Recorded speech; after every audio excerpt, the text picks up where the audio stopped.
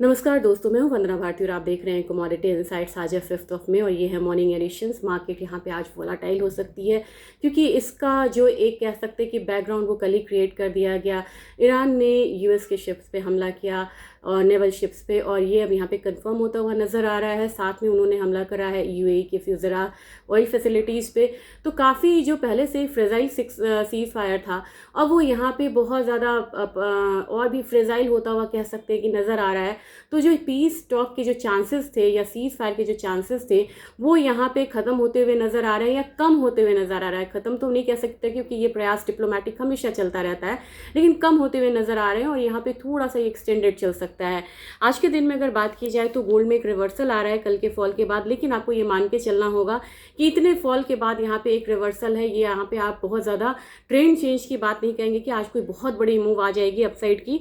$18 का डाउनसाइड है, $45-50 के करीब यहाँ पे गोल्ड ट्रेड हो रहा है। $45-18 का एक सपोर्ट है, उसके बाद अगर वो टूटता है तो $44-60 के भी चांसेस बनते हुए नजर आएंगे। तो फिलहाल हमें ध्यान रखना है किस पे, तो $45-15 $18 के करीब का एक सपोर्ट है। हमारे बाजार में बात की जाए, कल 2000 रुपये का फॉल आ चुका था।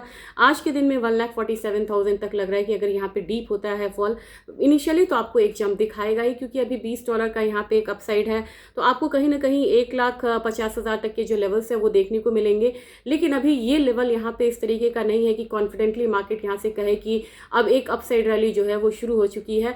तो आपको मिड डे एडिशन का वेट करना होगा, थोड़ा सा मार्केट का वेट करना होगा। इनिशियली एक गैप अप ओपनिंग होती है, उसके बाद आपको ध्यान में रखना होगा कि अब यहाँ से मार्केट किस तरफ से मूव होती है।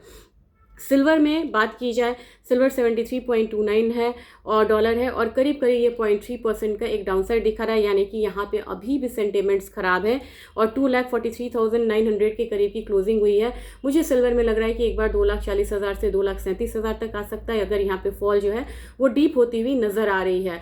क्योंकि अब यहाँ पे आज जो भी डेटा आना है, global PMI data, services data है, यूएस में काफ़ी सारे डेटा है, वो डेटा यहाँ पे या तो अनचेंज्ड है या यहाँ पे थोड़ा सा दबाव के साथ आने की यहाँ पे गुंजाइश लग रही है। अगर वो डेटा खराब आते हैं तो सिल्वर में एक दबाव नजर आएगा। अगर ओवरऑल देखा जाए तो कल विक्स बढ़ा है और साथ में यहाँ पे इक्विटी मार्केट में भी फॉल आई है, यानी कि नर्वसनेस मार्केट में यहाँ पे दिख रही है। तो सिल्वर में जब यहाँ पे इक्विटी में फॉल आएगी या सेंटिमेंट्स खराब होगा या इकोनॉमिक डेटा खराब आएगा तो इसमें थोड़ा सा यहाँ पे प्रेशर बढ़ता हुआ नजर आ सकता है। तो आज के दिन का जो रेंज रहेगा नीचे में 2,40,000 से 2,38,000 का, अपसाइड रेंज आपको यहाँ पे हो सकता है 2,47,000 के करीब का सिल्वर में।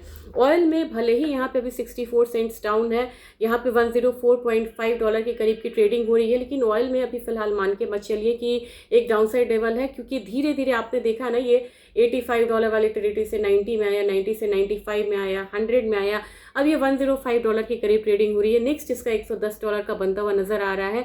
एक पाइपलाइन, एक हमला और वहां से $5 तक की जो मूव है वो बड़ी आसानी से ऑयल में आती है। तो ऑयल में भी ये कहना कि अब अपसाइड हो गया है, अब यहाँ से डाउनसाइड है, बहुत जल्दबाजी हो जाएगी। और 10,000 से ऊपर की क्लोजिंग हुई थी, 10,057 रुपये की क्लोजिंग हुई थी, 10,057।